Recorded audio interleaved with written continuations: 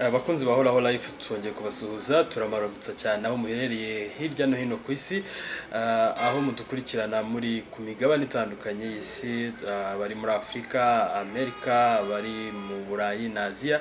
Turabasuje cyane abakunzi bacu bari mu bihugu nka Canada, United States of America, China, abari Russia, abari mu bihugu bya Scandinavia, abantu baherereye mu Bwongereza, inshuti zacu ziri muri South Africa, inshuti zacu ziri mu bihugu bitandukanye hirya no hino. Uko mudukurikirana nuko muduha feedback ku makuru atandukanye ku buzima tuba twagiye tubagezaho. Twongeye kubasuhuza kandi turabashimira umusanzu wanyu ukomeye. Mukomeze mukore subscribe ndetse mukore share kugira ngo ibiganiro byacu bibashe kugera kuri benshi, dore yuko ari ingenzi kandi n'ubuzima n'iby'ingenzi kuko hari abantu benshi bakeneye aya makuru. Uyu munsi rero tugiye kubaganira ku buzima bw'uruhu, cyane cyane ku ndwara imaze kwibasira abantu benshi, abantu bamwe na bamwe bakunze kugira ikabahangayikisha. Nuko inshuti zacu aho muherereye henshi mwagiye mudusaba kubakoreraho inkuru ku nkuru y'uburwayi bw'uruhu, uruhu rugira amabara atandukanye bikizana indwara bita Vitiligo. Akaba ari imwe mu ndwara ihangayikishije abantu bamwe kandi cyane, dore yuko bayibazaho byinshi, bakaba baradusabye ko twabashakira amakuru ndetse tukabasobanurira. Rero iyo ndwara ya Vitiligo ni indwara irangwa no ko uruhu rugenda rugira amabara menshi cyangwa se rugira guhinduka kw'ibara ku bice runaka. Akaba ari indwara rero yibasira uruhu, ikaba yafata igice runaka, cyane cyane ahantu bakunze kurasa izuba cyangwa igice cy'umubiri gishobora guhura n'izuba mu buryo bworoshye, ndetse ikabifata abantu bose. Ishobora gufata abana, ishobora no gufata abantu bakuru. Akenshi ikunze kwibasira igice nko ku maso, ku munwa, ku ntoki, ku biganza, ariko ishobora no gufata no ku bindi bice byose by'umubiri, ku gahanga, ishobora gufata ku gice cy'umwoyo, ishobora gufata ku munwa, ishobora gufata mu gahanga nk'aha ikahababura, ukabona isura y'uruhu yahindutse, iminwa igahinduka, ku maso igahinduka, yewe n'ubwoya cyangwa se igice cy'umusatsi cyangwa ubwoya kuri icyo gice cyafashwe cy'uruhu ugasanga naho habayeho kwiruruka, hagatakaza ibara ryaho risanzwe ry'uruhu. Iyo ndwara rero nta yindi bayita Vitiligo, cyangwa se mu kinyarwanda bayita nyamabara cyangwa ibibara. Ni imwe mu ndwara abantu benshi bahura nayo, ikaba ihangayikisha abantu batari bake kuko abahuye nayo bakunze kugira ibibazo bitandukanye, kwibaza ukuntu uruhu rwabo rwatakaje ibara, ukuntu uruhu rwabo ruri kugenda ruhindagurika, ukuntu amabara ari kugenda yiyongera ku ruhu, bamwe ugasanga barahangayitse. Rero uyu munsi turagira ngo tubasobanurire iyo ndwara, munasobanukirwe iyo ariho n'uburyo kwifashisha kugira ngo muhangane nayo, dore yuko ari indwara yibasira uruhu. Ni indwara y'uruhu, ni indwara ishobora guterwa n'impamvu zitandukanye, ariko impamvu ya mbere niko mu by'ukuri nta mpamvu nyakuri izwi. Ni indwara y'uruhu ishobora guturuka ku mpamvu itazwi, icyo ni icya mbere. Icya kabiri niko bishobora no guturuka kandi mu kuba utunyangingo tw'umubiri dushinzwe gukora iri bara ry'uruhu, cyane cyane rituma nkatwe tugira ibara ryirabura. Kwirabura kwacu biba bikozwe n'ibigize uruhu bita melanine. Rero utunyangingo dutuma uruhu rukora melanine two bita melanocyte, iyo twangiritse bituma uruhu rutabasha gukora izo melanine, izo pigment noire z'uruhu rwacu. Bityo rero kwangirika kwatwo bishobora guturuka ku kwivumbagatanya k'ubudahangarwa bw'umubiri, ubudahangarwa bw'umubiri bukikanga utwo tunyangingo dukora melanine cyangwa dukora iri bara ry'uruhu, tukatwikangamo nk'ibintu biteye umubiri cyangwa se bibi ku mubiri, hanyuma umubiri ubwawo ukica immunite cyangwa bwa budahangarwa bukica za melanocyte, bityo ntidushobore kubona melanine ku bice runaka by'umubiri. Iyo ni impamvu ya kabiri. Ariko hashobora no kubaho ubwabyo kwirwanya kwa za melanocyte. Za melanocyte ubwazo zikicira ubwazo hagati yazo, zikica imikorere yazo, kubera kwivumbagatanya k'umubiri, babyita autoimmune disease, ubwazo zikibonamo ikibazo bityo zikirwanya, bigatuma hatabaho gukorwa kwa melanine, ukagenda uzitakaza ku gice runaka. Bishobora kandi no guturuka mu ruhererekane rw'umuryango mu buryo buri genetic, ku buryo mu gihe waba ufite bamwe muri famiye cyangwa mu muryango wawe bafite kiriya kibazo cy'amabara y'uruhu, guhinduka kw'ibara ry'uruhu, bikaba byaba no ku bana babakomokaho, birashoboka nabyo cyane. Ariko kandi biranashoboka ko twaturemangingo nyine tw'uruhu ubwatwo twiyangiza, nyine nibyo nashoboraga kubabwira, hakabamo kwiyangiza ubwatwo kubera imikoranire mibi yatwo. Hari n'igihe rero bishobora no guturuka ku mpamvu ariko zitakoreweho ubushakashatsi. Biravugwa kuba ku zuba ryinshi, kujya ku zuba ryinshi, hanyuma kuba ku zuba ryinshi, gutinda ku zuba igihe kinini, bikaba byatuma habaho kwangirika kwa za melanine cyangwa se kwa twaturemangingo tw'umubiri dushinzwe gukora iri bara ry'uruhu. Yewe nuko bavuga ko stress cyangwa umunaniro ukabije nawo wangiza, ushobora gutuma habaho kwangirika kwa turiya tunyangingo cyangwa se kwa ririya bara ry'uruhu, ariko ibyo nta bushakashatsi bwakozwe kugira ngo bigaragaze. Rero muri bimwe mu bibitera, iya mbere ni impamvu itazwi, idasobanutse neza. Iya kabiri niko bishobora guturuka ku budahangarwa bw'umubiri nyine bufite ikibazo, bukarwanya twa tunyangingo tw'umubiri dushinzwe gukora ibara ry'uruhu, two bita melanocyte. Icya gatatu niko za melanocyte cyangwa twa tunyangingo ubwatwo natwo dushobora kwirwanya, tukica izi pigma cyangwa se izi melanine, bityo bigatuma tugira cyangwa ya ndwara y'uruhu ibaho. Ikindi kandi niko bishobora guturuka nyine mu ruhererekane, kuko narimaze kubabwira icyanyuma, bishobora guturuka ku mpamvu y'izuba ryinshi cyangwa stress, umunaniro ukabije. Murabyumva rero, izo ni impamvu zimwe zishobora kuba imbarutso yo kugira kiriya kibazo cy'uruhu. Ariko mu buryo bworoshye, kugira ngo habeho guhindagurika kw'ibara ry'uruhu riveho, umuntu atakaze ibara ry'uruhu, agire biriya bibara, niko habayeho kwangirika kwa melanocytes, bityo ntakorwe melanine kuri utwo duce, cyangwa se izari ziri kuri twa duce zigapfa. Gupfa kwaho rero hagatangira kuza bya bibara, nuko uruhu ruba rutakaje iyo pigma, ruba rutakaje utwo tunyangingo, ruba rutakaje iryo bara rigize uruhu. Kandi ririya bara ry'uruhu, iri bara ry'uruhu rwacu, uruhu rufite akamaro gakomeye cyane cyane mu kuturinda imirasire y'izuba mibi, nizo bita ultraviolet cyangwa les ultraviolets. Ikindi cya kabiri ni ko uruhu rufite akazi gakomeye mu kuringaniza no mu kubika, kuringaniza ubushyuhe n'ubukonje, bigatuma umubiri wacu udakonja cyane cyangwa ngo ushyuhe cyane. Ikindi kandi uruhu burya ruturinda microbe, ruturinda ama infection, ruturinda ko inyama zo mu mubiri ndani zinjirirwa cyangwa se ama microbe yakwinjira akajya mu mubiri. Rero uruhu rufite akazi gakomeye karenze n'ibyo, kuko ni akamaro kenshi. Rero mu gihe hatangiye kubaho kwangirika kwa bimwe mu bigize uruhu, birumvikana n'indwara.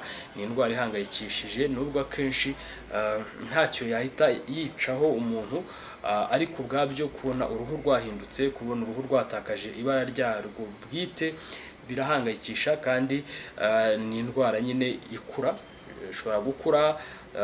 Abenshi bitangira bavuga ko kaje ari akantu gato, akabona hahindutse ibara nko ku munwa, hahindutse ibara ku maso se, mu kirenge se, noneho bikaba byagenda bikura bikwirakwira mu bindi bice by'umubiri, ku bindi bice by'umubiri bitandukanye. Niba bitangire yenda nko ku rutoki, akabona ari akabara gatoya, ariko kagakura ugasanga byahindutse intoki zose, ikiganza cyose cyahinduye ibara, cyangwa ku munwa bikatangira ari gatoya, bikarangira umunwa wose wahindutse, yewe n'agahanga n'isura, ku buryo ubona bituma umuntu asa nabi, bikamubangamira, ndetse bikaba byamutera ipfunwe no kumva atamerewe neza. Rero wakwibaza ngo ni bande bakunze kwibasirwa n'ubu burwayi bwa vitiligo. Vitiligo ni uburwayi bushobora kwibasira bw'uruhu, bushobora kwibasira abantu bose, abana n'abakuru, ariko cyane cyane bukunze kwibasira abantu bakuze barengeje imyaka 40, kubera ko kuri iriya myaka yo gukura habaho guhindagurika k'umubiri, habaho kuba umubiri watakaza ubudahangarwa, habamo gusaza k'uruhu. Bityo rero abantu barengeje imyaka 40 bakaba bafite ibyago byinshi byo kuba bagira iriya ndwara. Kandi nanone ikunze kwibasira abantu bafite ikibazo cya thyroid glande thyroide, ni glande cyangwa se ni urugingo ruba mu mihogo. Iyo rero hariho ikibazo cyo gukora cyane ku iyo glande thyroide cyangwa se kwa glande hano mu muhogo, kwa kundi habaho umwingo ikora cyane, ibyo bita hyperthyroidism, bitera kuba wagira abantu bafite icyo kibazo bagira ibyago byinshi byo kuba barwara iyi ndwara ya vitiligo, ndetse inashobora kuba nyine uruhererekane mu muryango ku bantu bayifite mu muryango, ku buryo n'abana babo cyangwa se bamwe mu bakomoka bashobora guhura n'iki kibazo. Rero iyi ndwara wakwibaza ngo irangwa n'iki? Nyine ikintu cya mbere kiranga niko habaho guhindagurika no gutakaza ibara ry'uruhu, cyane cyane ku bice bitandukanye hakabaho guhinduka kw'ibara ry'uruhu. Nk'uko twagiye tubivuga haruguru, umuntu agira amabara, akaba yagira, bamwe babyita nyamabara, abandi bakabyita ikibara. Icyo kibara rero kiza kigasa nk'ikigenda cyototera ibindi bice byiyongera, ni kimwe mu bimenyetso biranga iyi ndwara y'uruhu ya vitiligo. Ishobora kugaragara cyane cyane mu maso, ku maboko, ku ntoki, ku munwa, ku gahanga, yewe n'ubwoya nyine buri aho ngaho, tuvuge niba ari ingoyi, niba se ari ku musatsi, n'ubwoya nabwo bureruruka, ukabona uwo muntu nyine isura irahinduka, ibara ry'uruhu rigenda rihinduka, ritakara ku buryo uruhu rweruruka, cyangwa se ukabona ntabwo hasa n'ahandi. Ayo mabara rero agenda yiyongera, ni kimwe mu bibiranga.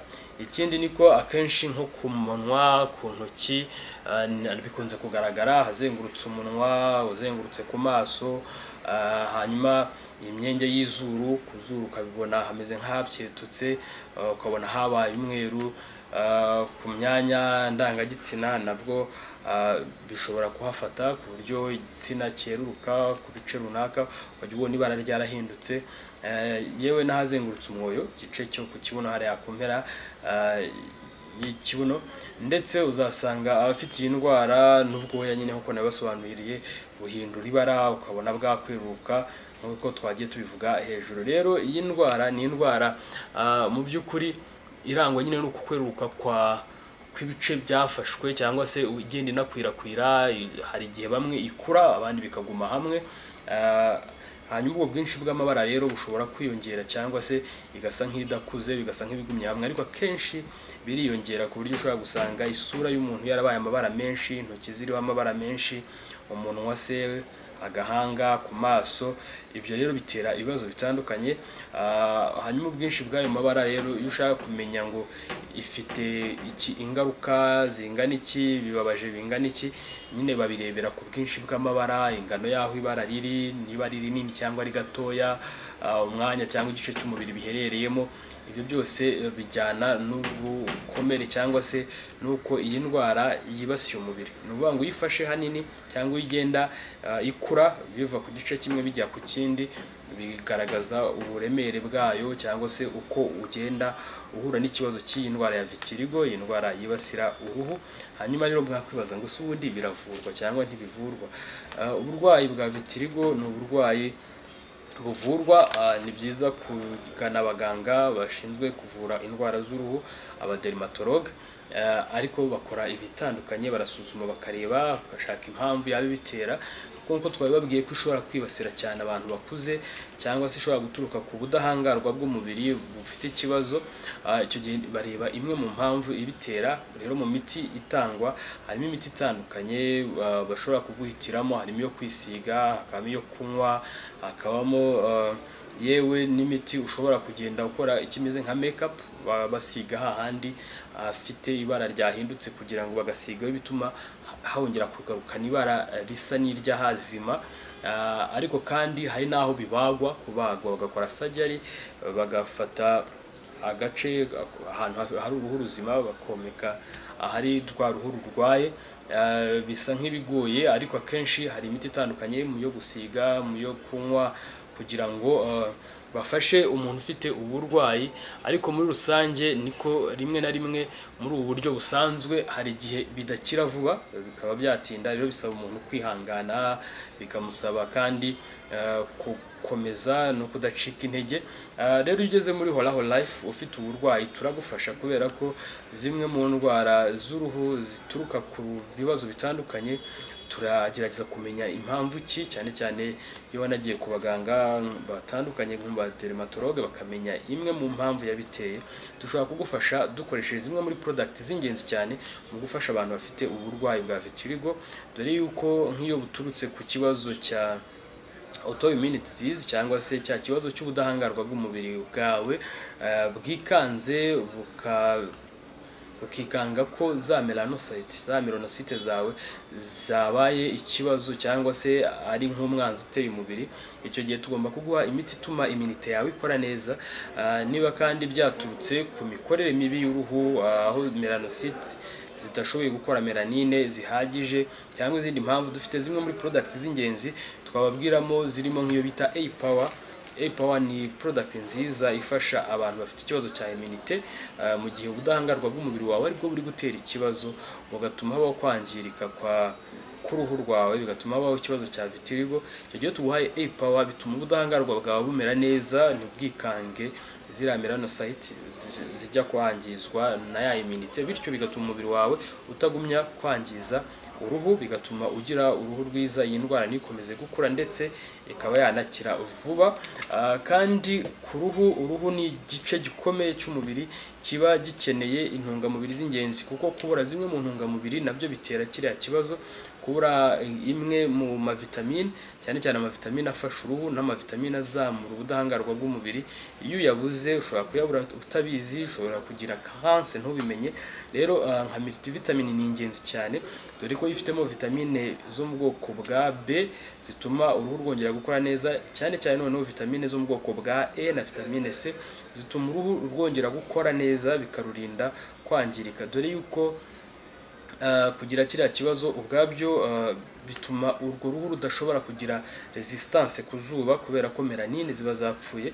Izo melanine rero cyangwa se izo pigment noir, turiya tuntu tugize uruhu, aya maserire y'uruhu niyo afasha ubundi uruhu kubasha guhangana n'izuba, agafasha uruhu kubasha guhangana n'imirasire y'izuba ishobora kurwangiza, bityo bikarinda uruhu kwangirika. Iyo tuguhaye multivitamin bifasha uruhu kongera kurema no gusana utunyangingo n'uturemangingo dutandukanye tuba twahuye n'ikibazo cya bwa burwayi, bityo bigafasha melanocyte kongera gukora neza, bikongera gutuma melanine cyangwa se za pigment bigize uruhu byongera gukoreka bigakorwa neza. Kandi tukenera zinc tablet.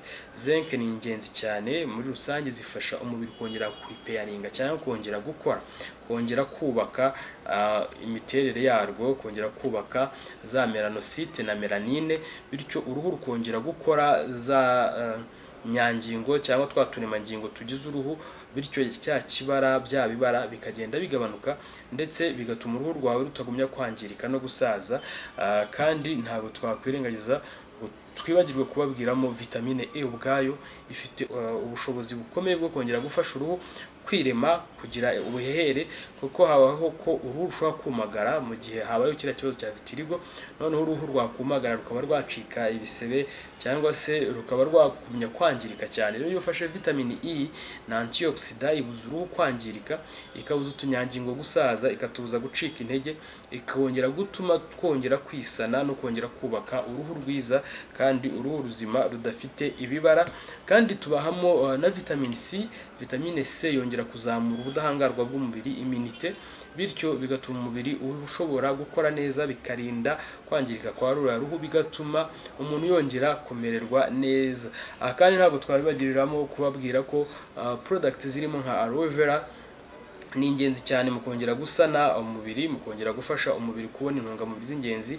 Aloe vera na spirulina plus capsule ni ingenzi mu kongera gutanga intungamubiri z'ingenzi zituma uruhu rwongera gukora ibyo bita pigment zarwo zira za melanine, kandi bigafasha amacollagene gutuma uruhu rwongera kubaka za twaturemangingo twarwo, rutuma ruguma usa neza, rukamera neza. Rero ku bantu bafite ikibazo cyo kugira ibibazo byo by'ibibara by'uruhu, ibibara biri ku ruhu, za nyamabara, ikibara mu magambo babyita vitiligo muri rusange, muri Horaho Life dufite product nyinshi zitandukanye kandi zizewe, ziri standard ku ruhando mpuzamahanga mu buryo bwo gufasha abantu bafite kiriya kibazo. Iyo uzikoresheje neza mu gihe gikwiye bituma iki kibazo cya vitiligo kidakomeza kubangamira, kidakomeza gukura, bidakomeza kukwangiza ngo bigende byangiza uruhu rwawe. Ikindi mu nama twabagira, ni byiza kwisuzumisha koko. Ni ngombwa kugera ku bahanga mu by'indwara z'uruhu kugira ngo barebe ese nta yindi mpamvu yabitera, dore yuko kugira zimwe mu ndwara ziri chronique nabyo bishobora gutuma umuntu agira ikibazo cya kimwe muri bene izi ndwara. Tuvuge nko mu gihe hari ubwandu bwa sida, HIV AIDS, bishobora gutuma uruhu rwawe rugira ibyago byo kuba rwagira vitiligo. Yewe se indwara z'umwijima zishobora nazo gutuma ugira ibibazo by'uruhu. Akenshi indwara nyinshi tubona ku ruhu zishobora guturuka mu bindi bibazo biri mu mubiri, bityo bigatuma ku ruhu rwawe haza kugaragara bimwe mu bimenyetso. Ni byiza rero kwisuzumisha, ni byiza kubanza kugana abaganga kugira ngo usobanukirwe neza n'impamvu yaba yaguteye zimwe cyangwa iki kibazo cy'ibibara byo ku ruhu. Rero muri Horaho Life turahari kugira ngo tubafashe. Aho muherereye hose mushobora kuduhamagara kuri 0788 698813. Mushobora kandi kudusura aho dukorera mu mujyi wa Kigali kwa Rubangura, ni muri etage 3 mu mujyi wa Kigali kwa Rubangura, muri etage ya 3 umuryango 302. Rero mwibuke gukora subscribe kandi mukore share, dore yuko uruhu rwiza, kugaragara neza, ni kimwe mu bigaragaza yuko ufite ubuzima bwiza. Mu gihe ubona utubara ku ruhu, yaba ari akabara gakura, ugomba kwihutira kugera kwa muganga kugira ngo utwo tubara barebe impamvu yatwo. Rero bimwe mu bimenyetso tubona ku ruhu rwacu, nubona ibimenyetso bidasanzwe, jya wihutira kwisuzumisha, dore yuko burya uruhu ni nk'indorerwamo tureberamo imiterere n'ibiri kubera mu mubiri wacu. Iyo mu mubiri wacu harimo ibibazo, nabyo bibonera ku ruhu, kandi iyo nta bibazo bihari n'uruhu ruba rugaragara neza. Rero mwite ku ruhu rwanyu, mwite ku isura yanyu, mwite kuri buri gice cy'umubiri wanyu, dore ko burya ubuzima bwiza nicyo gishoro, kandi tubifuriza amagara mazima, tubifuriza kubaho mu karamba. Murakoze cyane, muri kumwe na muganga wanyu Uwizeye Dore muri Horaho Life.